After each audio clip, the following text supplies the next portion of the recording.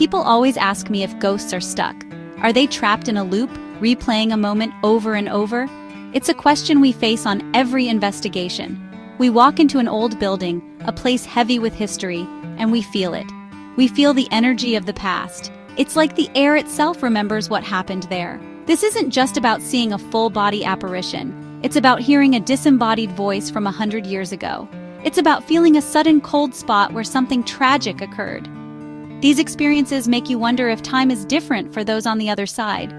Are they aware that decades have passed, or are they forever living in their final, most intense moments? The idea that spirits are connected to a specific time is a powerful one. Think about it. We investigate battlefields where soldiers are still heard marching. We explore old hospitals where nurses are still seen making their rounds. These aren't just random occurrences. They seem tied to the history of the location. It's as if the emotional energy from a powerful event was so strong that it left a permanent stain on the environment. This energy doesn't seem to fade. It echoes through the years, waiting for someone sensitive enough to perceive it. It's a residual haunting, an imprint of a past life that continues to play out for us in the present. This is something we document all the time. When we use our equipment like the spirit box or an SLS camera, we are trying to bridge that gap in time. We are trying to communicate with entities that might not even know they have passed on. Imagine living in the year 1921 day, and the next you are just an echo. You see strange people with strange devices walking through your home. You probably wouldn't understand what is happening. This confusion, this lack of awareness, could be why some spirits seem so lost. They are not just stuck in a location, they are stuck in their own timeline, unable to see beyond the world they once knew. It's a tragic and compelling part of the paranormal. Our goal as investigators is to understand this phenomenon. We want to know why a certain spirit is tied to a certain place and time. Is it unfinished business? Is it the trauma of their death? Or is it something else entirely? Something we don't have the science to explain yet? Every piece of evidence we collect, every electronic voice phenomenon we capture, brings us a small step closer to the truth. We are listening to voices from the past to understand the mysteries of the present. The connection between spirits and time is at the very core of what we do. It's a puzzle we are determined to solve, one haunted location at a time. There's a phenomenon we often encounter in the paranormal field called the anniversary effect. This is when paranormal activity spikes on a specific date. It could be the anniversary of a person's death, a major battle, or a tragic event. For example, at the Alamo, people report seeing ghostly soldiers and hearing battle cries around the time of the historic battle in March. It's as if the spirits are reliving the event year after year. This suggests that for some entities, time is not linear like it is for us. Instead, it might be cyclical, with powerful moments repeating themselves when the conditions are right. It's an intense and often frightening experience to witness. We see this in many famous ghost stories. The legend of Anne Boleyn at the Tower of London is a perfect example. She is said to appear on the anniversary of her execution, May 19th. Witnesses have reported seeing her headless apparition walking through the corridors. Is she aware of the spectators, or is she simply an energetic recording, a residual haunting replaying her final traumatic moments? These are the questions we ask. This type of haunting is like watching a film of the past. The spirit isn't intelligent or interactive. It's an echo, a memory imprinted onto the very stones of the location, set to play on a specific date. This anniversary effect isn't limited to famous historical figures. We've investigated private homes where a family experiences increased activity on the anniversary of a loved one's passing. They might hear footsteps, see objects move, or even smell a familiar perfume. It's as if the spirit is trying to make its presence known, to say, "I am still here."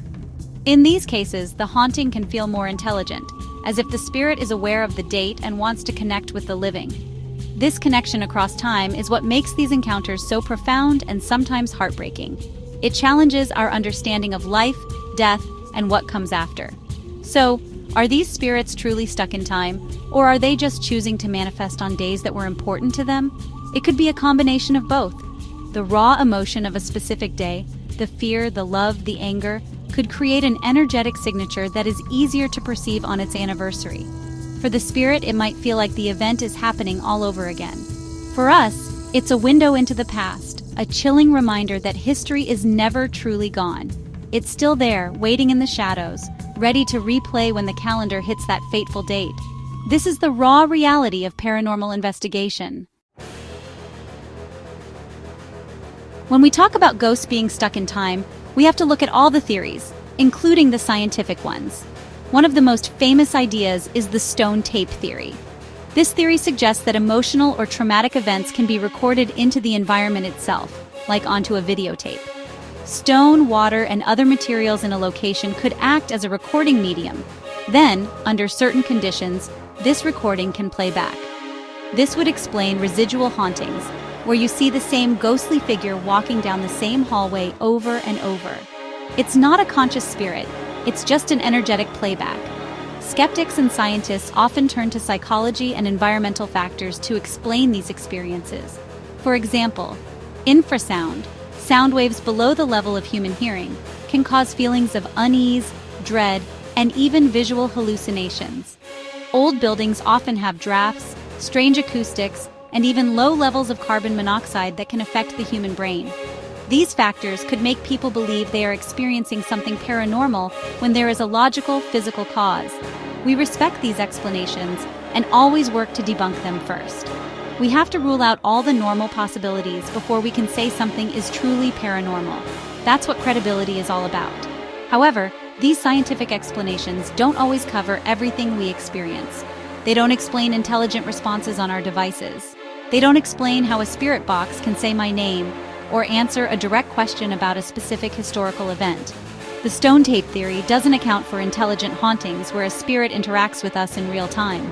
This is where science currently stops and our investigation begins. We are pushing the boundaries, using technology to try and capture evidence of consciousness that survives death and interacts with our timeline. This is the next frontier of paranormal research. So, while science gives us some tools and theories, it doesn't have all the answers. The mystery remains. History and folklore are filled with stories of spirits tied to time, but modern science is still trying to catch up. Our work is to gather the data that science can one day analyze. Every electronic voice phenomenon, every thermal image, every strange energy reading is a piece of the puzzle. We are on the front lines, in the dark, trying to find proof of what happens when our time on Earth is over. The debate between scientific theory and paranormal evidence is what drives us to keep searching for the truth. There is a reason we investigate old asylums, prisons, and mansions instead of brand new buildings. It's because history matters. Old places have had more time to accumulate energy. Think of all the human emotions that have been soaked into the walls of a century-old hospital. The pain, the fear, the hope, and the loss. This powerful emotional energy doesn't just disappear. We believe it lingers, creating the perfect conditions for paranormal activity. These buildings are not just made of wood and stone, they are built from the memories and traumas of the people who lived and died there. This is what makes them so active. The age of a location provides a direct link to the past. When we stand in a Civil War-era home, we are standing on the same ground where soldiers once stood. We are in their environment. This physical connection can make it easier for spirits from that time to manifest. They are in their element, and we are the visitors. This is why historical research is so important to our investigations. By understanding the history of a place, we can understand the spirits who might still be there. We can ask them relevant questions and maybe even help them find peace by acknowledging their story. Furthermore, the materials themselves might play a role. As the stone tape theory suggests, older building materials like limestone, granite, and wood might be better at storing and replaying energetic imprints. Modern construction uses different materials that might not hold this energy in the same way. This could be why a new house built on the site of an old tragedy can still be haunted. The energy is in the land itself. It's a deep, primal energy that connects the location to its own violent or emotional timeline, regardless of what's built on top of it. It's an environmental battery for paranormal energy. In conclusion, the connection between spirits and time is one of the most fascinating aspects of the paranormal. While we don't have all the answers, the evidence strongly suggests that the past is never truly gone. It echoes around us in old buildings, on specific dates, and in the very land beneath our feet.